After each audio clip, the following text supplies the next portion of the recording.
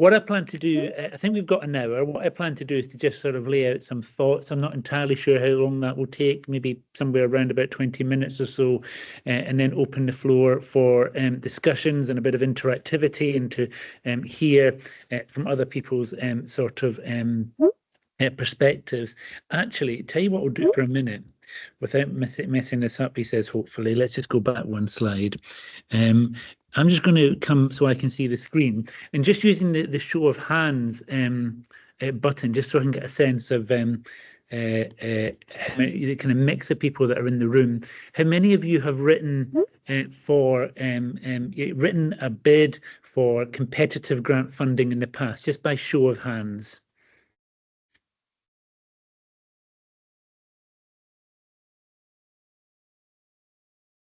So I've got 11 hands that have gone up there. And how many of you have been successful? 6, that's roughly a 50%. 8, so that's quite a good success rate. So I'm in the midst of successful people, some of whom are experienced, some of whom are less experienced. And so that's how I've kind of written this talk, with that in mind. So we'll now go back to sharing, and I've got to work out how to get my screen back. There we go. There's the screen, and there I am in front of the screen, hopefully. So what you can hopefully now see, Emma, is once again slides with me in front of them. Is that right? Yeah, absolutely. We're gonna have to do. You have to do another training course, letting people know how you do this next time. I'm learning as I go along. Okay, so I'm what's called a National Institute of Health Research Senior Investigator. I also work as part of the Applied Research Collaboration, the ARC, which Emma works for, and I lead a theme within. So it's important that I give you this disclaimer about the National Institute of Health Research, particularly at this time of year, because we're in the midst of a general election, and NIHR have to be very careful about doing any public-facing stuff during the time of a general election. I'm not planning on saying anything controversial today, but if I stray off topic and do say something even moderately political, that's my views and not the views of the NIHR or the Department of Health and Social Care. I'm not big into leadership books. I have lots of colleagues that do quite like leadership books, but I was sort of reflecting as I was preparing this today how to frame the discussion, and I started thinking about 2 books about how to lead teams and use resources in a constructive way when you're leading. And I thought of these 2. One is called Living Leadership, which was the textbook for the leadership course for the National Institute of Health Research. So most of the theme leads and many of the NIHR senior investigators will have been on this course in the past. And Living Leadership is really a way of taking an evidence-based approach to how you lead research. It's still available for Amazon, I think, but they have 3 themes about getting connected, getting help, and getting real. So I'm going to use those as headings as part of the talk. And the other one is a really helpful book called Good to Great, which is about FTSE, well, actually not FTSE, but Dow Jones companies, mainly American companies, which were pretty mediocre companies, and then a CEO has come along and taken them from being mediocre to being exceptional, to being amongst the most highly performing companies in the world. And the book asks the question, how did they do that? And it takes a research approach to that. And in that book, they use the analogy of a bus. So it's about getting the right people on the bus, working out where you want the bus to go, and then thinking about the resources that you need to get there. And those were the 2 things that sort of came to my mind as I was thinking about how to prepare for and how to write for grant bid submissions. And if you were coming here expecting me to talk about syntax and commas and punctuation marks, I can talk about those all day as well, but I'm not really going to talk about the nitty-gritty of the writing. Rather, I'm going to talk about the kind of preparation work and the kind of resource management that sits behind the writing when you're writing for grant submission. The final kind of bit of introduction, I'm going to use those 2 books as kind of framing devices, but I'm going to look at this from the perspective of the National Institute of Health Research. This is a slightly out-of-date slide, which the NIHR used to use to describe how its different research funding streams fitted together. The names of some of these funding streams have changed. So what used to be the Collaborations for Leadership in Applied Health Research and Care, the catchily named CLARCs, have been changed to ARCs, which are Applied Research Collaborations, which is the organisation behind this sort of talk today. Some of the other funding streams, for example, Health Sciences and Delivery Research is now called Health Services and Social Care Delivery Research. So a few of these work streams have changed their name, but this is roughly still how the NIHR works. It ranges from late stage invention research for the Invention for Innovation, or I4I funding stream, and it goes all the way through to applied health services research through the applied research collaboration. So when I use abbreviations or refer to themes within research, I'm going to be looking at this National Institute of Health research paradigm. If you're the type of research that's looking at other research funders, either charitable funders or perhaps UKRI, UK Research and Innovation funders like the Medical Research Council, you may have to translate some of the language that I'm using into the types of funders that you're looking at, but we can pick that up during the discussion part at the end. So the kind of broad principles that are going to guide me through the rest of this kind of unpacking of my brain are about making enough space and time to prepare a research bid, getting connected, which you might call getting the right people on the bus, getting creative, which you might just call working out where the bus is going, getting help, which is about knowing the rules of the road, and then getting real. And I've kind of whimsically said this is where you plan your food stocks, your fuel stocks, and what's in the kitty. Okay. Making space and time. Okay, you're not going to do this in your spare time. This is something that requires headspace, it requires thought, it requires planning, it requires interactions with numerous professionals, and it's something that you have to actually organise around and get organised around. You might look at senior researchers like me and think, oh gosh, he's pulled that together in his spare time. And I know that there are some colleagues who like to give the impression that they're superhuman and doing these in their nights and their early mornings. But in reality, that's not the case. Everybody has to make time in order to do this. And just to give you an example, I got very behind schedule on a bid I was preparing for the Applied Research Collaboration, the ARC, which is an organisation I already work within. And last week I was working so hard to get this done against a really big kind of deadline, and I ran out of time. Okay, and it became very clear to me with less than, well, actually with an hour to go, that we weren't going to get this bid together in time. It's because I hadn't made the space and time to prepare for the bid. So I spoke to colleagues at the ARC, said, could we submit the bid later in the year? They said there was a deadline in September rather than the deadline in May, and I've since gone away and worked with my assistant and with the other people that have kind of claims on my time to make sure that I've made time and space to pull this bid together. So everybody has to do this. And I thought it'd be helpful just to look at some of the funding streams that the NIHR do, just to give you a rough indication of how much time people tend to devote to these things. If you're going to prepare a bid for research for patient benefit, which is one of the smaller funding streams within the National Institute of Health Research, you probably need around about 3 to 6 months in order to do that. If you're going for one of the bigger funding streams like the Health Technology Assessment, Health and Social Care Delivery Research, or something like a personal fellowship, you're looking at a minimum of between 6 to 9 months. And if you're going for something big, like a programme grant for applied research, where you might be handling a team of 10, 15, or even 20 researchers, and you're going to be going for funds somewhere in the region of £2 million, then you need 12 months or more. And if you're looking at charitable type fellowships, you're looking for, again, between 3 to 6 months. But that's for things around about £250,000. For things that are around about £1 million, you're looking at 6 to 9 months, and things that are more than that, 12 months and more.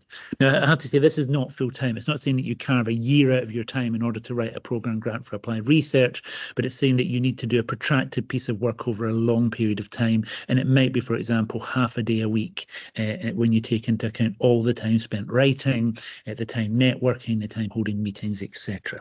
So make space and time. You're not superhuman, and you have to set aside time to do that. Okay.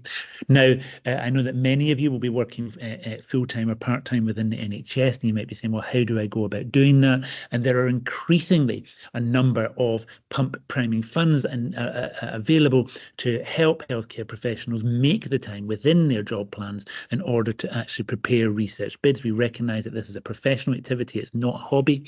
And if you are unsure about where to find those pump priming funds, we can signpost you within the ARC. Emma Rowley, who's on the call, is very well versed in the range of funds that are available.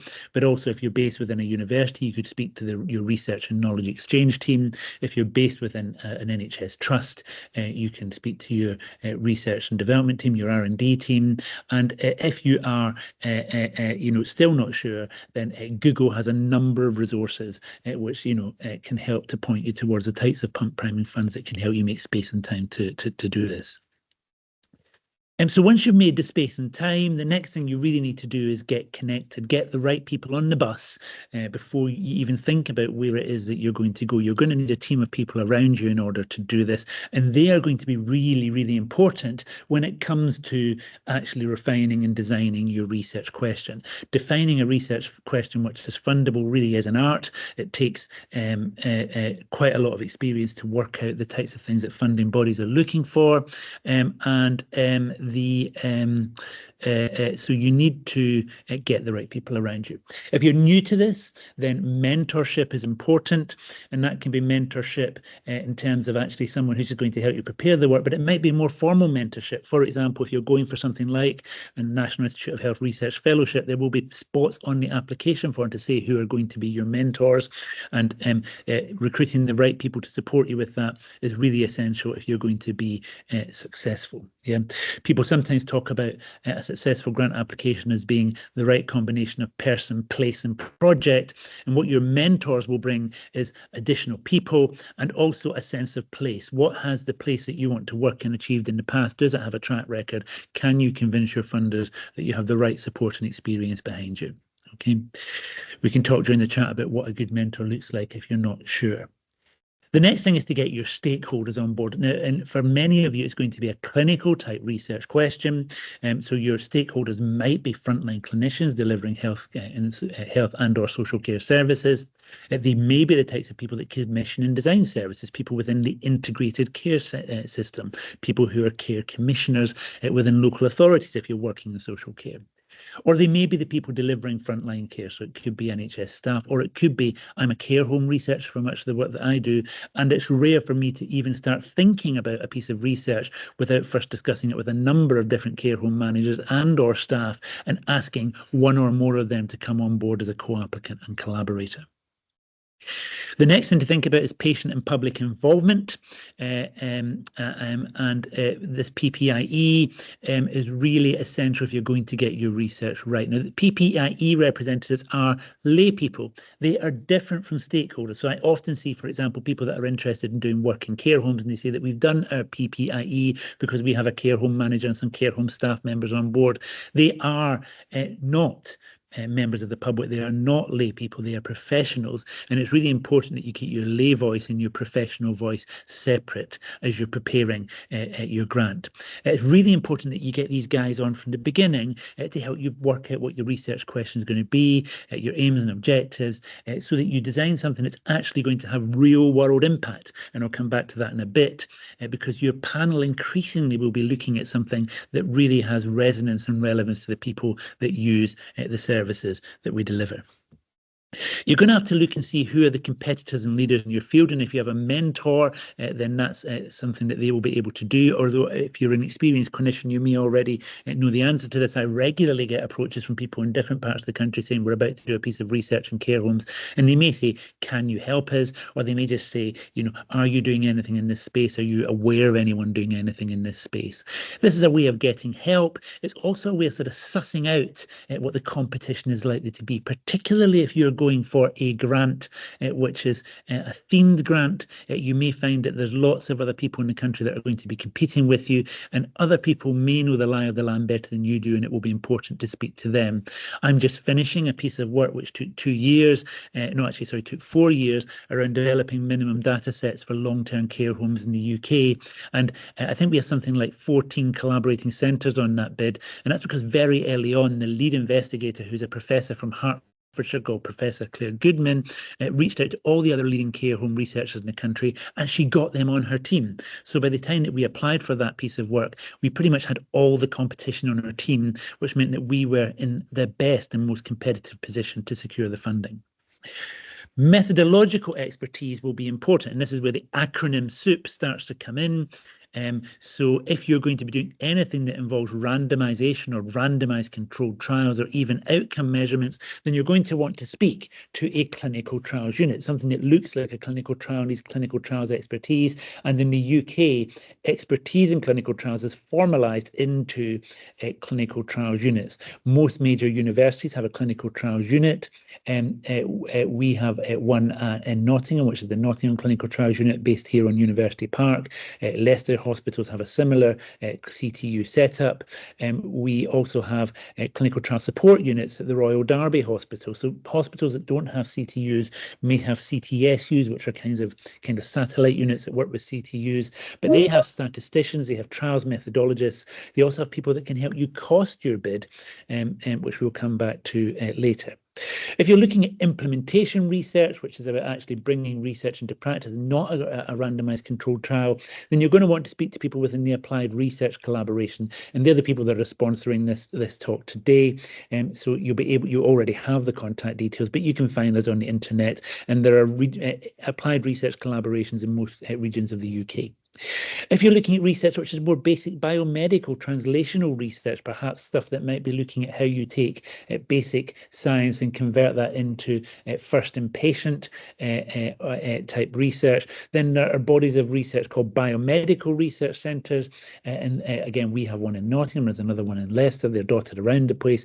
Then you might want to reach out and find out who's in your local biomedical research centre that can give you help with that. The last important piece of support comes from what's called RSS, which is the Research Support Service. If you Google National Institute of Health Research Support Service, those are experts in writing grants and getting them funded.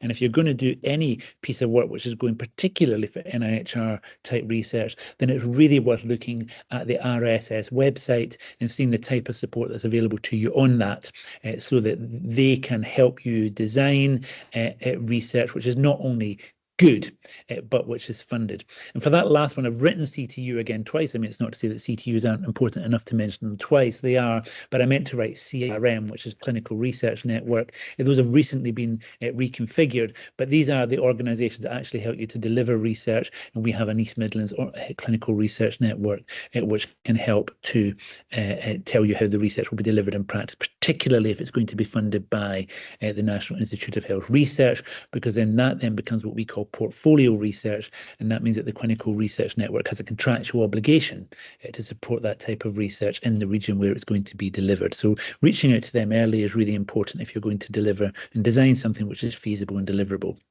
And I put an additional point here. If you're working within a university, there will be specific support services. These are called slightly different things in different universities, but in most universities they're now called RKE, or Research and Knowledge Exchange Teams.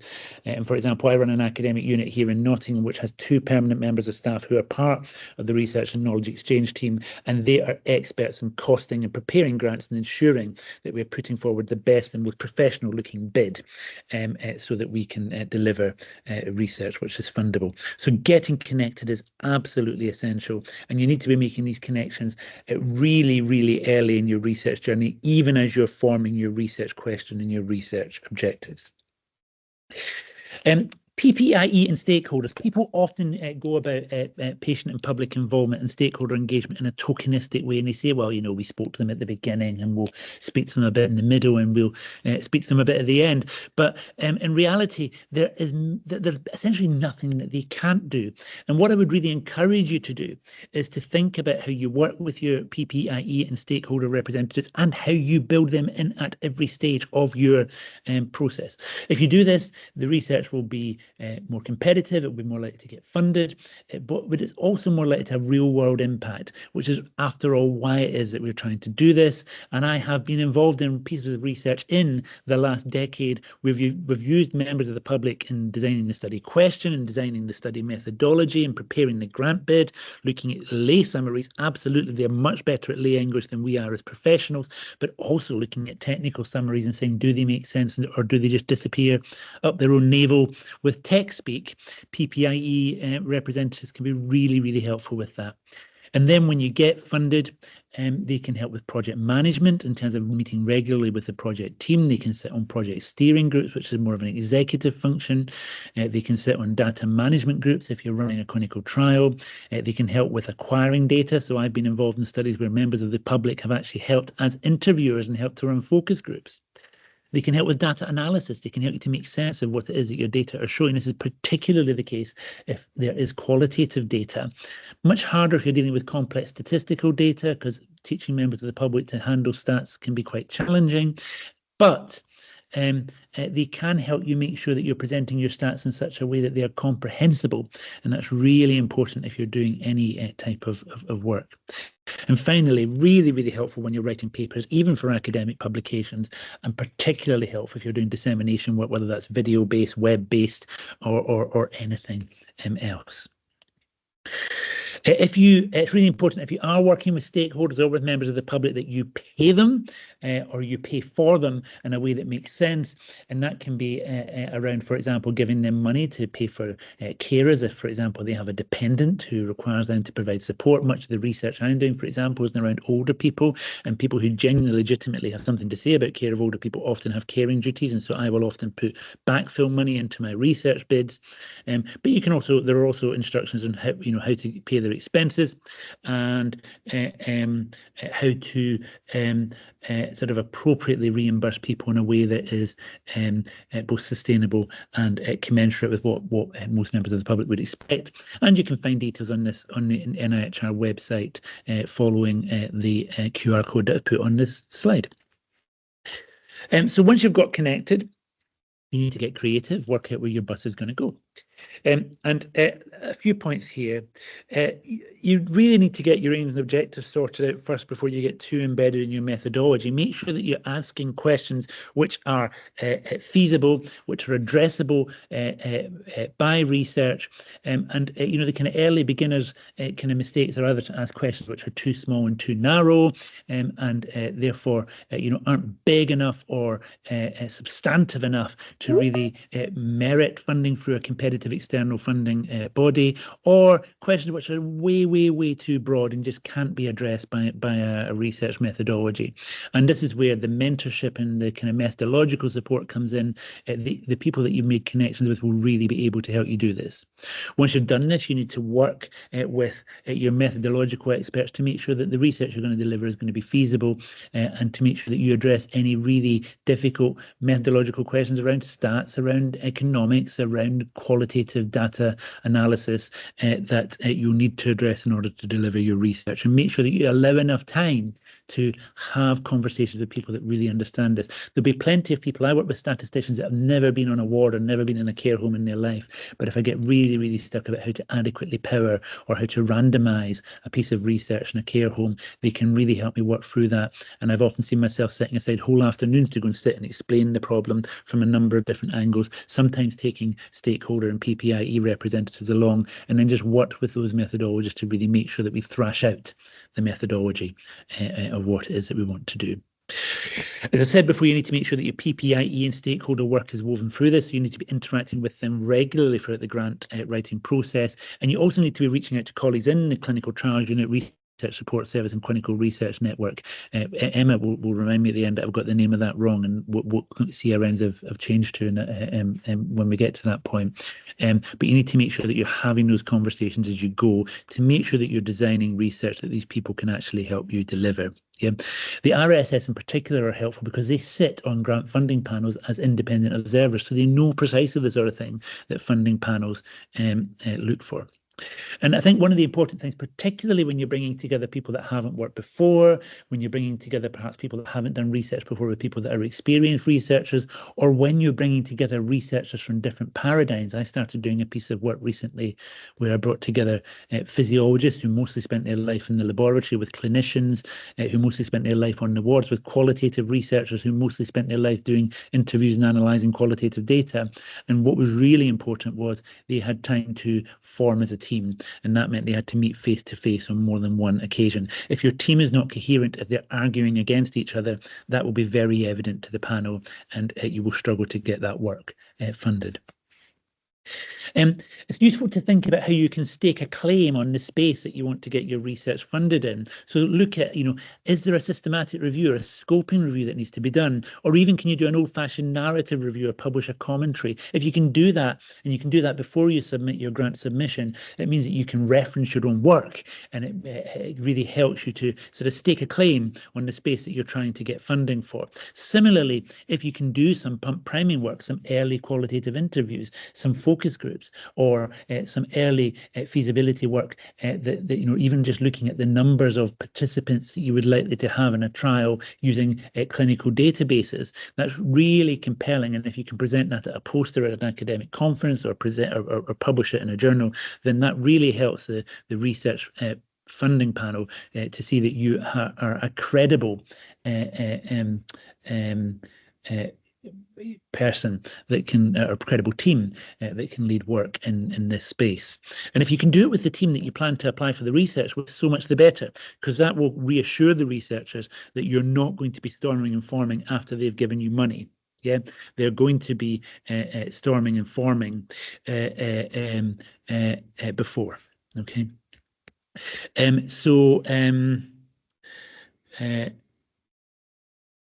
Next up, you need to be thinking about impact from the beginning as you're being creative. Okay, the impact is quite well defined. In fact, universities now are funded on the basis of how much impact their research has. Yeah, so every 4 or 5 years we do a research evaluation framework exercise, a REF exercise, and part of that is universities and increasingly the trusts that they work with, showing that they've had impact in the real world. Okay, and what do we mean by impact? Well, the academic impact is the sort of stuff that we understand quite often to be impact, which is around publications, which is around grant income, which is around showing that we've developed new highfalutin academic theories, but really that is increasingly the least of it. And we actually need to be showing that we're making wider societal impact to individuals, to organizations, and even to nations and to the world more widely. An impact can be instrumental, policy practice around service provision, around legislation, around how people behave. It can be conceptual, around how you build an understanding and how you reframe the debate. Or it can be around capacity building, how you build the technical and personal skills required to deliver research and to deliver care. Okay, think about impact. Look at these things on this slide here come from the UK Research Innovation UKRI definitions of impact. Have a look at their website, really understand the ways in which they expect you to make impact, and think about how you include that in your grant and bid writing. So now you need to get help, you need to know the rules of the road, and your research and knowledge exchange teams if you're working within a university, your research and innovation teams if you're working within a trust or your clinical research network, thinking about your regional support, and your experienced mentors are key here if you're going to get help. So make sure that you work with these colleagues and take their advice on how it is that research gets constructed and how it goes around getting funded. Read the data that comes from your research funder. Read your funding specification inside out. It would astonish you how often I get asked to sign off on research bids as an academic unit director, and when I sit down with the funding spec on one screen and the research bid on the other screen, I can tell that the research team are applying for something that's not actually fully in scope, or they're asking for things that the funder will not reimburse for. So make sure that you read your funding spec inside out and don't make any foolish mistakes. You can't unpick these things at the last minute. Okay, if you don't understand something, ask the RKE or the CRN or the Research Support Service, or ask the funder. You can get help from people who have held grants before with that funder. So if you ask around your organisation, ask around your university, you'll be able to find people that have had funding from that research funder before.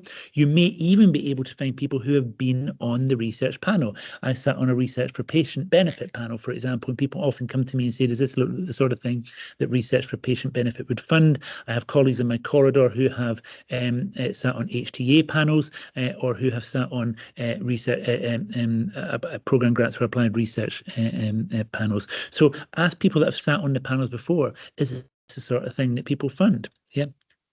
If there's any briefing webinars or meetings, make sure to try to attend them. The funder will tell you exactly what it is that they expect from you as an applicant. They really want you to succeed. They want to fund high quality research. They particularly like to fund high quality research from people that haven't been doing research before, because that helps them to prove that they're building capacity. So make sure that you attend any briefing webinars or meetings. And if you're not sure about things that are included in that, there will be contact details for the funding team, and do contact them in a timely fashion. If you're not sure how to frame the question, if you have an R&D or research and knowledge exchange team, they'll be able to help you frame questions in such a way that organisations like the NIHR or UKRI can respond to. You need to get real. I've whimsically said you need to work out where you're stopping for food, fuel, and how much money's in the kitty, but that's kind of what this means for your bus journey at this point. You need to really work out how you match the resources you're asking for to the work that you plan to do. Costings require an element of iteration and adjustment. If you are an experienced researcher, you get better at working out how things are going to cost, but you still need to change these over time. I, about once a month, get an email from a colleague in my role as an academic unit director saying that they've gone over their budget in their grant application, and can I do anything to help them? And the answer is usually no. They need to go back and look again at how they've costed their research and to get it down into the costing envelope for what the research funder will supply. We all have to do this. This is a kind of quantity surveying type approach, and it really requires some iteration and some adjustment. Okay, at our university, University of Nottingham, and in many other universities, we have costing software. Most trusts have costing software as well. But the difference between universities and trusts is that universities sometimes let you play with the costing software. And so we use one called RIS, the Research Innovation System, and that is underpinned by a type of software called WorkTribe. Other universities around the country use WorkTribe, and I am allowed to go into WorkTribe and actually see how the costings fit together. So I can play with costings, I can play with durations, I can play with percentage of full-time equivalents, and I can look at how much individual researchers at different levels of experience cost before I start to go and ask my research and knowledge exchange team to put things together in a more formal way. And if you are able to access your software, I would encourage you to go and have a play with it. Okay. If you're not able to access your software, I would encourage you to go and sit down with the people that can access your software whilst they're manipulating the costs, so that you can really see how things work. When you're putting your costs together, think about how much seniority you need. You need experienced researchers, you need thinkers on your team. But you know, the world's leading professor in, pain and palliative care from the University of Leiden is not going to be able to,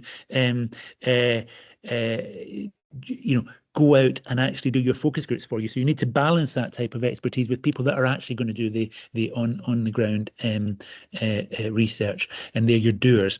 And this ratio is complex. You need to get enough thinkers to show that you have the seniority, but you also need to have enough doers. And research funders are particularly and increasingly cautious about where you have lots of duplication of resource. So if you have a bid and you have 5 physiotherapists or 5 geriatricians and they all look very similar, they'll say, well, why do we have this duplication of resource? We only should pay for something once.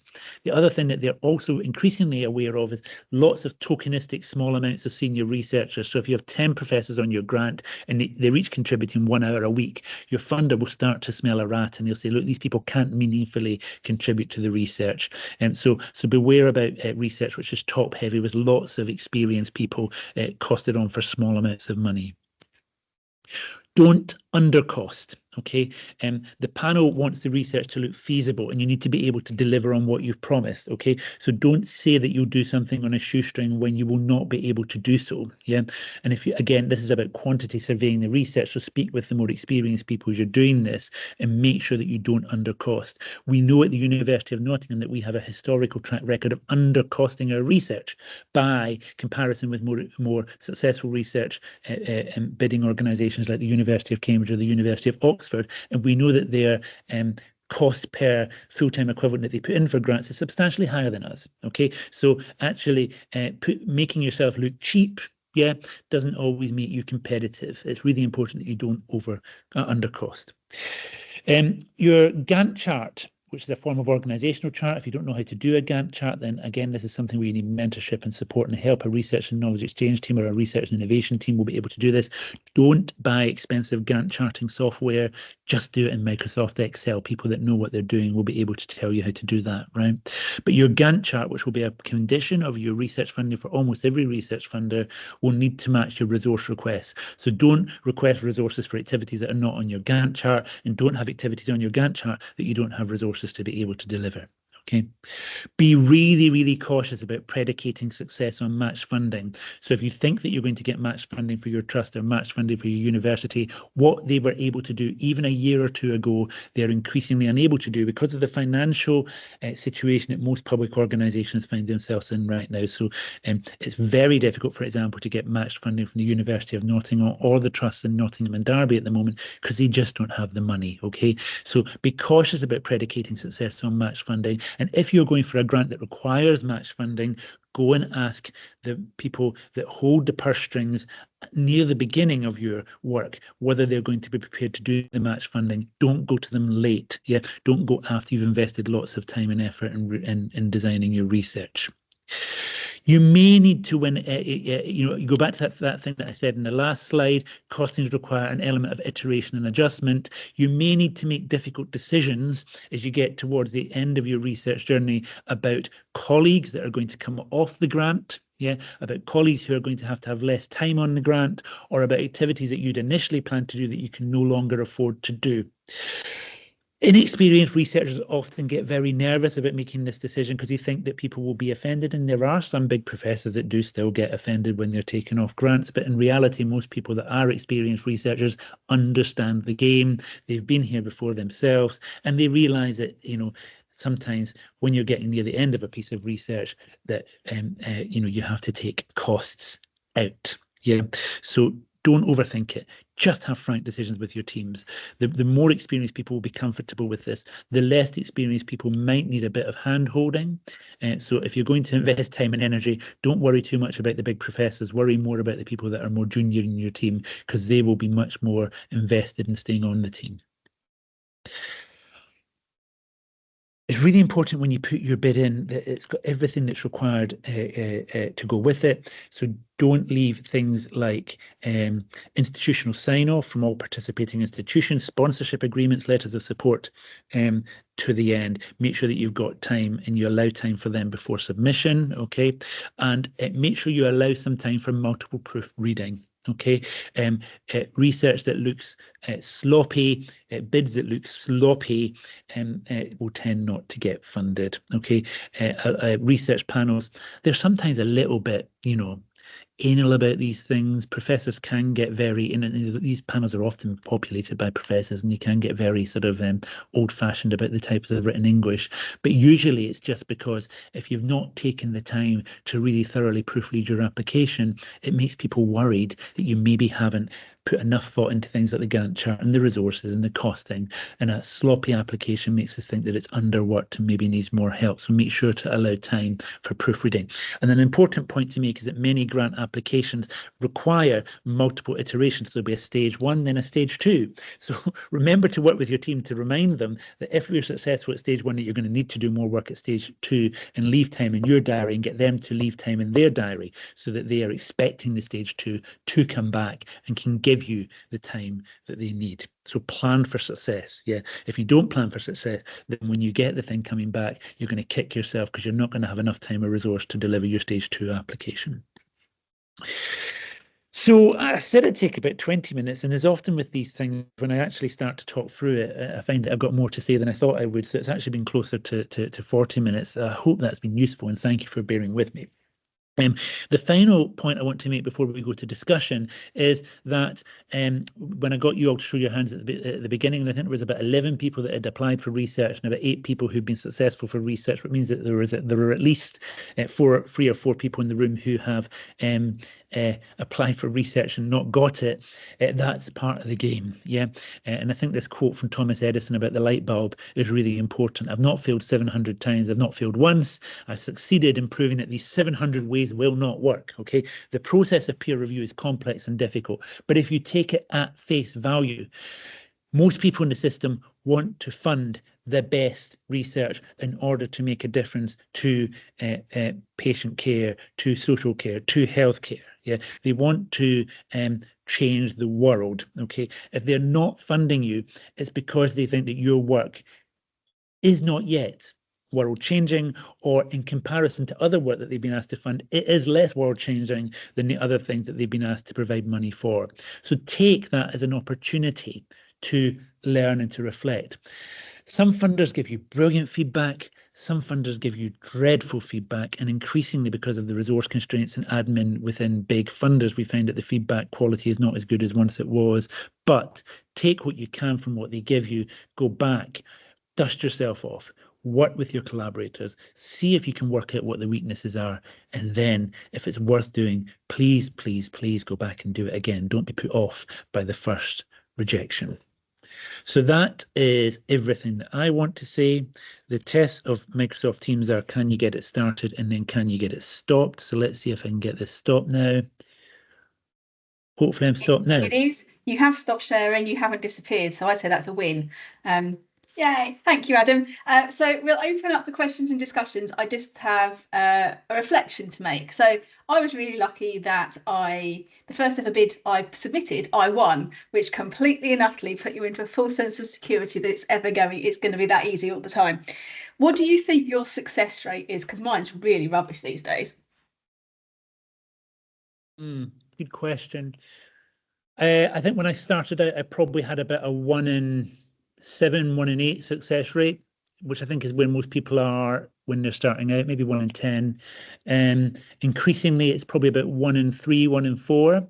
But that's because I'm often building on existing work, building on existing stakeholder collaborations, building on existing networks, so that I'm making sure that I'm getting the right people on the bus. In fact, the right people are largely on my bus from the work that I've previously done. So I don't think, and obviously I've learned a few tricks to get funded, but I think that even at the top of the game, and I'm a moderately successful researcher in terms of, looking at my colleagues at the University of Nottingham, it's probably still about 1 in 4. So 3 out of 4 will still get rejected, right? Yeah. So as a kind of an ECR, 1 in 10 is actually a pretty good success rate. Just to be realistic and let everybody know that actually it's part of the game. And I think that last slide you had, what I remind is I kind of fail fast, fail quick, and move on and learn from it. And also, Emma, sometimes about going back to the same funder twice, right? Because sometimes you'll find that they would quite have liked to have funded you, and particularly if they give you constructive feedback, that's often a sense that they feel that there's something really fundable within this, and that might mean that going back to them again a second time is helpful. Lovely. So we've got 2 questions in so far. The first one, I'm quite glad you can answer both of these. It's brilliant.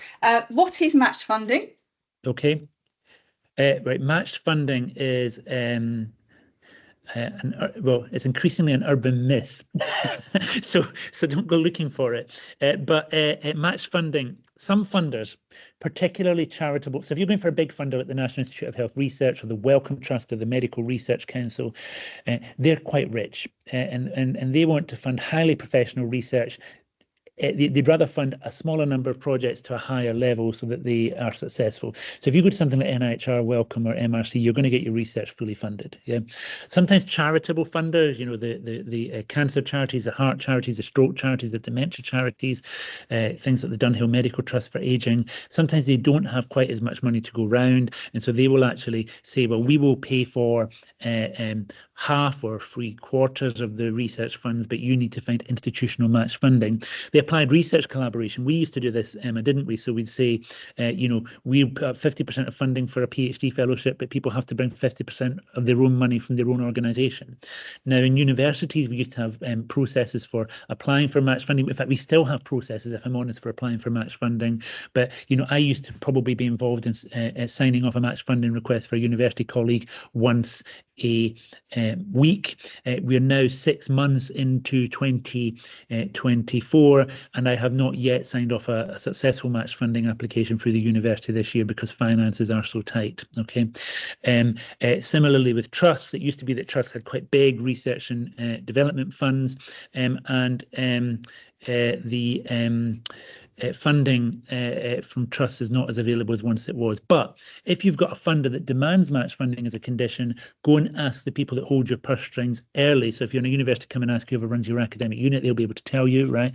If you're in a trust, go and see the people in the R&D department. They'll be able to tell you what resources they have available. Yeah. And I see the next. I can see the next one. Do you want to ask questions? Yeah. So what's the difference between a joint lead applicant and a co-applicant? Political. Okay. Yeah. So joint lead applicant is usually where you're a less experienced researcher, and you say and you recognize that you're maybe not going to look competitive on the face of it, and so you get someone who's effectively a mentor to be the co-lead applicant with you. So an example would be and sometimes it's also they might need, if you're on a temporary contract and you work within a university, you might need someone who's on a permanent contract for some funders, so you might need to be a co-lead applicant. And I recently helped a fantastic colleague called Nikki Culiaria with a bid for the Stroke Association, where she was on a temporary contract and was also just a bit less experienced than me, even though she had all the knowledge and skills to be able to run the research bid by herself. She could run rings around me, in fact, on the topic of the research fund, but she put me as her co-lead applicant so that it was clear that she had enough seniority, enough experience in terms of project delivery, and also someone who had a permanent contract underwritten by the university. So that's a co-lead applicant. A co-applicant is just a team that you need around you. So in any bid, you'll usually have a PI, principal investigator, a CI, a chief investigator, and everyone else who's on that bid is a co-applicant. So co-lead is effectively a co-CI or a co-PI, and a co-applicant is anybody else that's on that bid. Lovely, thank you. So a question from Sandy: where do you get hold of this mythical PPIE cash for early stage grant development? Yeah, well, different organisations have different amounts of cash. This is actually one of the pots of cash that's still a bit easier to come by. So we still have some money, for example, University of Nottingham, for people that are funded for us within the RKE budget to access some PPIE. You might find if you're in a university and you have a senior investigator in your group or in your unit, that they're prepared to give you some money for PPIE. I am almost out of cash this year, so don't everybody come running to me, but because I've already given quite a bit of money to these types of things. But there are lots of people like me kicking around the system who can give money for that. And if you're in a trust, they'll already have their own PPIE panel, if it's a research active trust, that you can go to. Yeah. NIHR also have little pots of money, and Emma, you know these even better than I do, but also the Research Delivery Network are pretty hot in these type pots of money, where they can actually support PPIE activity prior to grant submission. So there's lots of little pots of money for this. Yeah, so that's the last thing you just referred to is now RSS, not RDS. They've probably slightly changed their rules now. So they used to just have a pot of cash people could apply to support PPIE development for research grants. It has to be an NIHR development grant these days, and it has to be one that RSS will support through. It's worth contacting them. There is a regional email address for them. It's something like East Midlands at RDS, but have a quick Google if anybody needs them. They're undergoing a bit of structural change at the moment, so they might send you to a different part of the country, but it's still the same organisation. Cool. Yeah, and I mean, what you're getting a sense of from this conversation is that the acronyms and the way that these things are configured are under constant reconfiguration. So even experienced researchers like me get caught out, right? But the key thing is to get connected and get help. And there'll be people. There are actually people, believe it or not, that are paid full time just to support research development and research delivery. And so if you can find those people, then they will be able to help you navigate all of this stuff.